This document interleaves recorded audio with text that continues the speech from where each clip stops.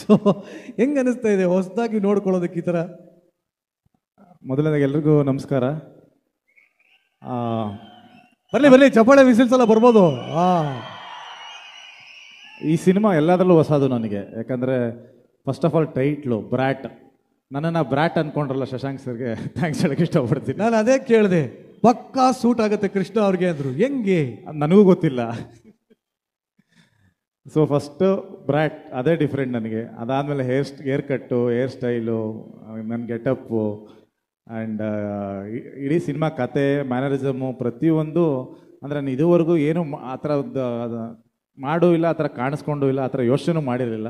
So ಆ ಥರ ತುಂಬ ವಿಭಿನ್ನವಾದ. ಈಗ ಇದೊಂದು ಸ್ಪೆಷಲ್ ನಂಬರ್ ಸಾಂಗ್ ನೋಡ್ಬೋದು, ಅದರಲ್ಲೂ ಕೂಡ ಡ್ಯಾನ್ಸ್ ಆಗ್ಬೋದು, ಗೆಟಪ್ ಆಗ್ಬೋದು, ಅದು ಫುಲ್ ವಿಭಿನ್ನವಾಗಿದೆ.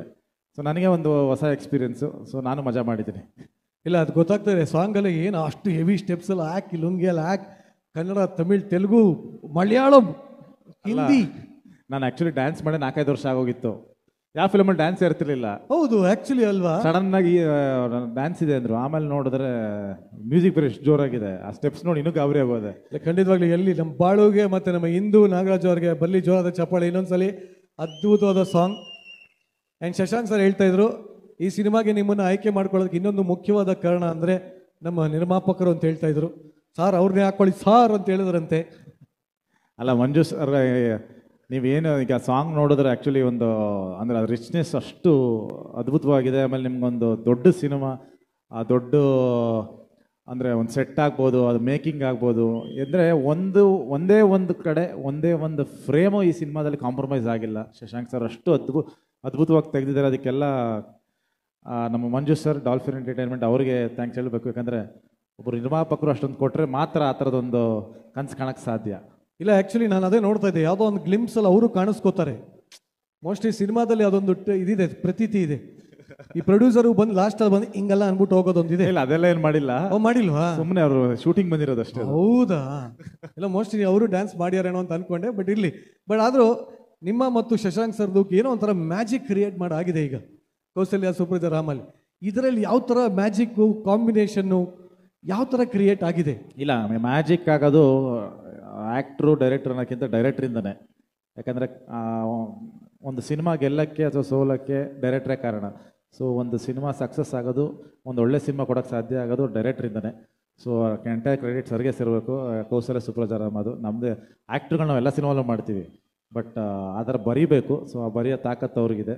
ಆ್ಯಂಡ್ ಇದು ಕೂಡ ನಿಮಗೆ ಬ್ರ್ಯಾಟು ಅದನ್ನು ಯೋಚನೆ ಮಾಡೋ ರೀತಿ. ಯಾಕಂದರೆ ಕೌಸಲ್ಯ ಆದಮೇಲೆ ಮತ್ತೆ ಇನ್ನೊಂದು ಫ್ಯಾಮಿಲಿ ಮಾಡ್ಬೋದು ಅನ್ನೋದೊಂದು ಜನರಲಿ ಅದಕ್ಕೆ ಮಾಡೋಕ್ಕೆ ಹೋಗ್ತಾರೆ. ಬಟ್ ಅದು ಬೇಡ, ಅದು ಬಿಟ್ಟು ಬೇರೆ ಮಾಡ್ತೀನಿ ಅಂತ ಅಂದ್ರಲ್ಲ, ಅದು ಅವ್ರ ಧೈರ್ಯ ಆ್ಯಂಡ್ ಅವ್ರ ಸ್ಕ್ರಿಪ್ಟ್ಗಳ ಮೇಲೆ ಇರೋಂಥ ನಂಬಿಕೆ. ಸೊ ಅದನ್ನು ಮಾಡ್ತಾ ಬಂದಿದ್ದಾರೆ ಇದುವರೆಗೂ. ಸೊ ಪ್ರತಿಯೊಂದು ಸಿನಿಮಾನು ಒಂದಕ್ಕಿಂತ ಒಂದು ವಿಭಿನ್ನವಾಗಿ ಕೊಡ್ಕೊಂಡು ಬಂದಿದ್ದಾರೆ ಆ್ಯಂಡ್ ಸಕ್ಸಸ್ಫುಲ್ ಆಗಿದ್ದಾರೆ. ಸೊ ನನಗೆ ನನ್ನ ಕೆರಿಯರಲ್ಲಿ ಇದೊಂದು ಡೆಫಿನೆಟ್ಲಿ ಒಂದು ವಿಭಿನ್ನವಾದ ಒಂದು ಪ್ರಯತ್ನ. ಆ್ಯಂಡ್ ಜನಕ್ಕೆ ತುಂಬ ಇಷ್ಟ ಆಗುತ್ತೆ ಸಿನಿಮಾ. ಭಾಳ ಮಜಾ ಕೊಡುತ್ತೆ. ಅದೇನೇ ಕೇಳಂತಿದೆ ಜನರು ಈ ಒಂದು ಸಿನಿಮಾ ಅಂದರೆ ಬ್ರ್ಯಾಟ್ ಸಿನಿಮಾಯಿಂದ ಡಾರ್ಲಿಂಗ್ ಕೃಷ್ಣಯಿಂದ ಏನು ಹೊಸದನ್ನ ನಿರೀಕ್ಷಿಸ್ಬೋದು? ಪ್ರತಿಯೊಂದು ಹೇಳಿದ್ನಲ್ಲ ನಿಮಗೆ, ನನ್ನ ಲುಕ್ಕಿಂದ ಹಿಡಿದು ನನ್ನ ಮ್ಯಾನರಿಸಮಿಂದ ಹಿಡಿದು ಅದು ಹೇಳಿದ್ನಲ್ಲ, ಒಳ್ಳೆ ಹುಡುಗ ನೋಡದೇ ಇರೋ ಕೃಷ್ಣನ ಈ ಸಿನಿಮಾ ನೋಡ್ಬೋದು. ನಾನು ಅಲ್ವೇ ಅಲ್ಲ, ಅದು ನಾನಲ್ಲ. ಸಿನಿಮಾ ಹೆಸರು ನಾನಲ್ಲ ಅಂತಾನೆ ಇರಬೇಕಾಯ್ತು.